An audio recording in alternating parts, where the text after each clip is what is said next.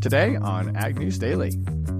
Mike calls me at the right time and says, hey, we're growing in this business that we're in today. You want to be my salesman? And I didn't hesitate. You bet. I don't care if I ride on the back end of a garbage can right now. Because the biggest thing is the high wear. These combines are getting bigger. The bushels per acre that we're getting now versus what we used to, it's wearing the machines out quicker. So, and then with the economy being the way it is, we're going to be that fit that makes it less expensive to do a repair and then at a quicker time also. That's the biggest thing, the product we build today. Well, welcome back to the weekly edition of the Ag News Daily Show. Here in studio, Delaney and Tanner having some fun with the headlines that we've got today. We've got some big ones, Tanner. We do. I feel like it was going to be a slow news week because of the holiday, but it really picked itself up.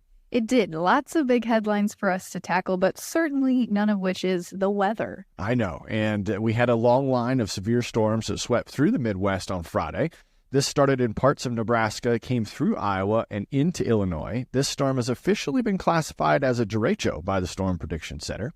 The center classifies derechos as wind damage swath that extends more than 240 miles and has wind gusts of at least 58 miles per hour or greater along most of the length of the storm's path. So right now, during May alone, there have been 469 tornadoes, 3,475 severe wind events, and over 1,600 hail events in the U.S. The number of storms reported is the highest for the month of May, if not the highest since 2011. While the number of storms this month has been unusually high, their occurrence has been expected by meteorologists as the country is transitioning away from an El Nino into a La Nina pattern. According to the National Centers for Environmental Prediction, there is now a 49% chance La Nina develops between June and August, and a 69% chance that it will be here sometime between July and September. We do think more rough weather is ahead this summer, as meteorologists believe high winds and big rainstorms will continue throughout the late spring into the summer months because of this transition process, Delaney. It's going to be interesting to see as we transition from crop planting reports to crop progress and conditions reports, Tanner, what those conditions bring. But corn planting this week wrapped up for at least one state for the week ending May 26th, while most other states made pretty tremendous progress. Farmers in North Carolina wrapped up their planting for the season, which is slightly ahead of their 5-year average pace. Nationwide, 83% of the corn crop has been planted, up from 70% the week prior. Corn has emerged in all of our top 18 corn-growing states, with emergence now sitting around 58%. Soybeans also saw significant progress, now at 68% complete, up from 52% the week prior. Soybean emergence is now at 39%, according to the weekly report. But Tanner, I know you mentioned you're still not quite done wrapping up planting season. That's correct, and we've got a lot of folks that are talking about replant. Corey, leading candidate for Chief Tractor Officer, stated that's what he's out looking today to make one of those decisions. Unfortunately, the wrath of wildfires is still something that Canada knows all too well. After a historic season, 2024 is off to an active start, with some fire forecasters saying it could rival the 2023 wildfires. In 23, Canada had historic season, which was measured by many means. Millions upon millions of acres of forest were burnt, according to Matt McDonald, the lead fire weather forecaster for BC Wildfire Service. Right now, all 13 provinces and territories have significant wildfire on the landscape, and particularly in Western Canada and British Columbia. Canada's firefighters are already off to a busier start than they were last year, primarily due to holdover fires. Those fires actually never went away from last year. They just kind of went dormant under the snow. What has happened in the last week has been astonishing. Tens of thousands of acres have been scorched from the fire in British Columbia, and the province of Manitoba is fighting a massive blaze that has already burned more than 86,000 acres last week. While part of the problem is the fires left over from 23, the bigger issue is the multi-year drought that is continuing to fuel these blazes, Delaney. I didn't realize that it could sit dormant under the snow, so I learned something new there. Yeah, something about heat signatures, but I want to read more on that myself, too. Absolutely. Well, following a fresh FDA approval, Elanco Animal Health has been reviewed and approved to use the first-in-class methane-reducing feed ingredient in dairy cattle.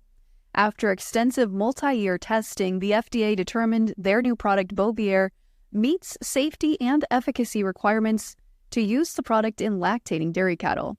This monumental announcement has the ability to accelerate the opportunity for climate-neutral dairy farming while creating a new revenue stream for dairy farmers across the country, said Chief Executive Jeff Simmons. According to the company's announcement on their website, the science behind Bovaer is unique in that it suppresses the enzymes that are produced in a cow's rumen, and cattle emit that methane through belching and in their manure. So it's supposed to help tamper some of that emission that they are going to release, Tanner. But interesting news there. It is. In other dairy news, viral particles were found in some tissue samples of dairy meat this week. The particles were found in a cow that had been culled because it was sick, and a positive test confirmed the cow did have H5N1. The USDA said the meat did not enter into the food supply chain, reassuring consumers. The USDA also confirmed infections in 5 additional herds this week, 3 in South Dakota and 2 in Colorado, now raising the U.S. total to 63 herds in 9 states, Tanner. The USDA is definitely putting extra effort in their stories to state it is still safe for consumers. They are indeed. The Iowa Department of Agriculture and Land Stewardship announced the detection of the highly pathogenic avian influenza case in Sioux County, Iowa. This affected site is a flock of 4.2 million commercial layer chickens, and this is the first confirmed case in Iowa since December, when Governor Kim Reynolds signed a disaster proclamation in place to assist with the tracking, monitoring, rapid detection, containment, and disposal of infected birds. So good to see that process already working and in place. We also saw Texas lawmakers made major moves in favor of the farmer already in this political legislative year. From property taxes to landowner liability, from cell-cultured meat labeling to the right to farm, the 23 Texas legislative session included several new laws important for the rural Texas landowner and ag producers. So good to see some legislative laws moving forward in the favor of our listeners. Well, Tanner, to switch tracks here to talk international news, China this week banned beef imports from JBS's Swift beef plant in Greeley, Colorado, after U.S. officials found traces of ractopamine in the meat. China also blocked meat and poultry from a plant in Oakland, California. However, they didn't state why that plant was being blocked. The USDA reported this week that they expect ag exports to China will fall by $6 billion this fiscal year, according to their outlook for U.S. agricultural trade. At an estimated $27.7 billion, this would be the smallest trade with China since 2020. Noting the reason for the decline, the USDA stated the strong soybean and corn competition we're seeing from South America, specifically Brazil, would be the biggest contributing factor to the lower exports headed to China. Canada and Mexico are expected now to take number 1 and number 2 trading partners ahead of China this year for the first time in quite some time, but that certainly won't be favorable for producers' pocketbooks. That's right. Donald Trump didn't get some favorable news. A Manhattan jury found Donald Trump guilty of all 34 counts of falsifying business records in his hush money criminal trial. An unprecedented and historic verdict that makes him the first former U.S. president to be convicted of a felony. Judge Merkin set the sentencing hearing for July 11th. Trump's sentence is up to the judge, but it could include prison time or probation. Trump has stated his legal team will appeal the jury's decision. But now it's time for a great conversation with Todd Harmeyer of Ihle Fabrication. So let's get into that conversation now. Well, welcome to the podcast. You bet. Perfect. I tell you what, I appreciate you guys, the studio, inviting us in here. That's awesome that we can visit and talk about this. This is great. You bet. Okay, so start off by telling us a little bit about Ihle Fabrication. So Mike and Brian Ihle, for many years, they work on their equipment. They always have, to support the farming for expense-wise or anything like that. And, of course, as the harvesting and things come around and the expenses of it, they're always looking for different ideas. So Mike and Brian together as two farmers to subsidize a bad year of farming possibly, they came up with a good idea of a fix that the Case International Combine had issues with from some years ago. So Mike and Brian put together a kit that actually fixed an expensive part of that combine.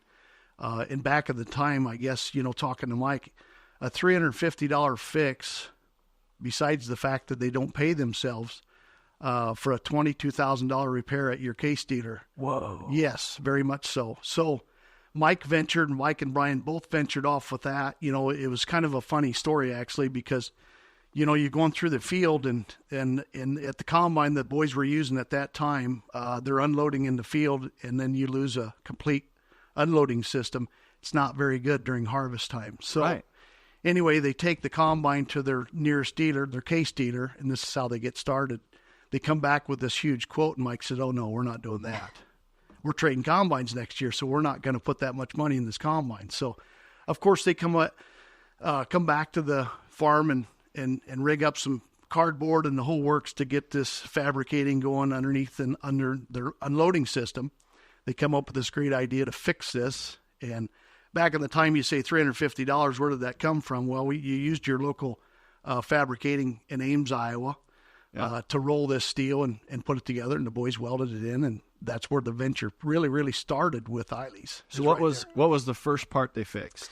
It's the vertical repair kit is what it was called. Okay. And so anyway, I think is going fast forward with the guys and the expense of that machine that they were running, and then they traded and went to a larger machine the next year, thinking, you know, we're not going to go to this, wear a machine out. So they started coming up with creative ideas of the machine wearing out, you know, rolling steel and so on and so forth. So, and then I want to say, because I was done farming, but then I watched it and continued with the guys around. And about 2008, I think, was just kind of one of those tough years where, you know, you make or break it, and the boys farmed quite a few acres. And so, you know, what do we do to subsidize for farming? How do we continue to grow or, you know, make that paycheck, you know, back and forth, you know? So they made different ideas throughout that combine. Well, then next thing you know, Mike and Brian are writing letters and throwing stuff together and thinking, hey, how can we do this? Well, the local neighbor that sells equipment invited them down to the farm show down in Des Moines. Right. And so that's where it started there. So they handed out flyers, and they had a picture of their kit and actually a kit by them. And, hey, Mike, Brian, how'd you fix your combine? And that's where it started. And then so from there, many hours later, you know, the guys are throwing pamphlets in the mail, visiting different dealers, talking to different farmers. How do you do this, you know, and so on and so forth. So today, where we are today, thinking coming from the farm, 3 guys, you know, the 2 boys, Brian and Mike's 2 boys, got together working in the factory, and the next thing you know, a retired guy comes in for welding, and it just spun out of control is where we are. So I love that story. I think so many farmers can relate to that, because I know a lot of farmers that will duct tape things or MacGyver things together, and that's really, it sounds like, where Ihle's start was. They had a problem, they wanted to fix it. They maybe didn't know at the time it was going to be this huge business that it is today. But I'm curious, Todd, how did your story with Ihle start? So being down the road and all the trouble we caused together, we've always known each other, so it is pretty easy.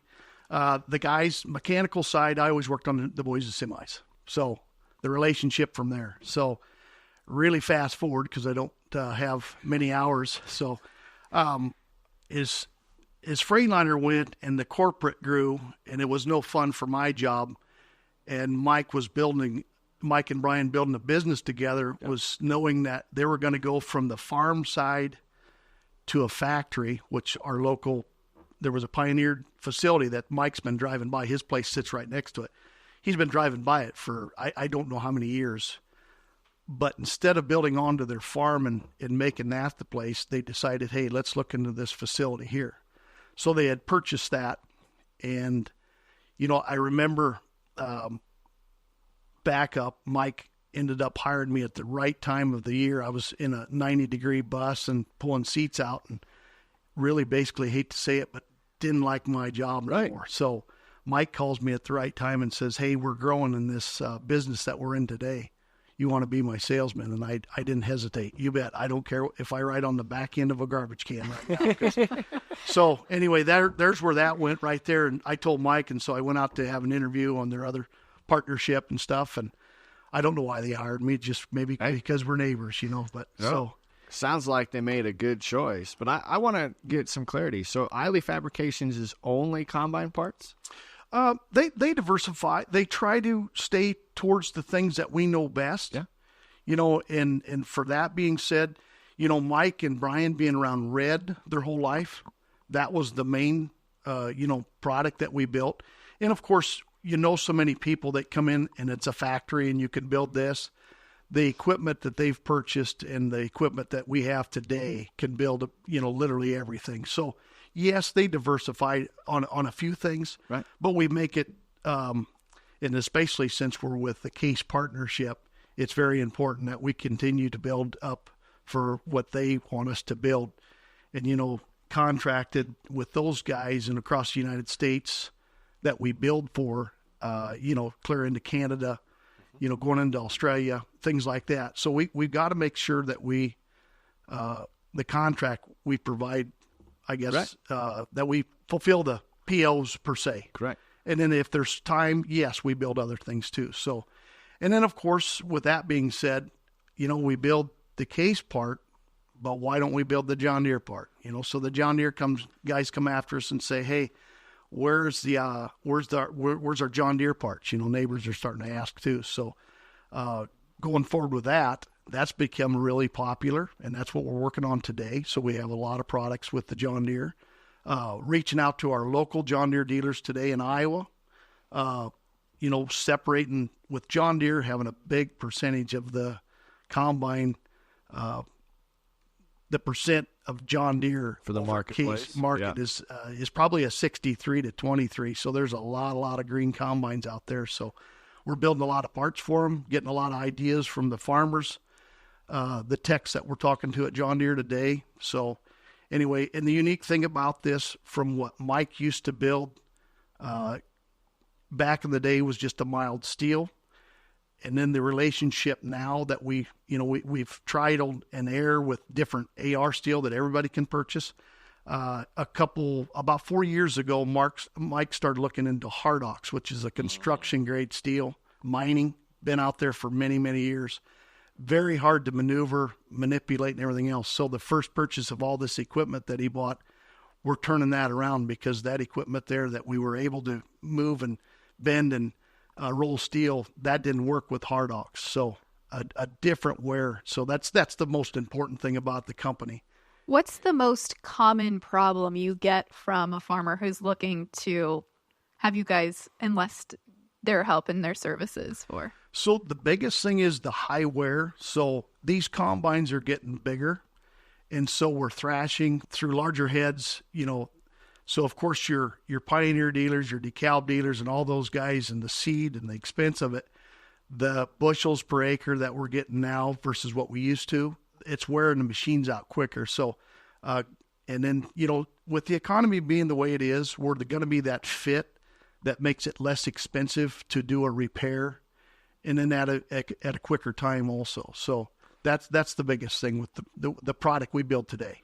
Because I know we've got a couple of friends and listeners that have already purchased products because it's sleeves for unload augers. It's, like I said, it's all the wear parts. Mm-hmm. You're able to provide a potential higher quality than what comes out of the manufacturer to begin with? Yes, most certainly. So, like I said, the Hardox is the biggest thing.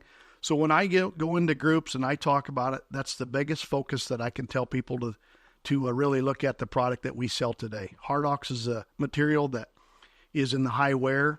There's Strengths, which is the same company as Hardox. It's just the sister that if you're able to drill it and roll it, that's the other part of it. It's a structural steel also, but you have to be able to build that bubble up liner to install in different areas. And then there's the stainless steel that we use with different gauges for clearance issues and things like that too, that will go in these combines too. So. Now, Todd, you mentioned earlier the economy. We're a little tighter this year, maybe the next couple of years. We're going to see farmers tightening their belts a little bit. Where do you see what you guys are doing fitting into that mix as far as upgrading equipment versus, like you said, just repairing and maybe upgrading and souping up what you already have? So economy-wise, really good because the dealers we're talking to right now today, a lot of John Deere because that's where we're going out to. I got another salesman along with myself. The guys that used to trade are now going to start repairing. So the less inexpensive part, but the better materials, what we're putting into them.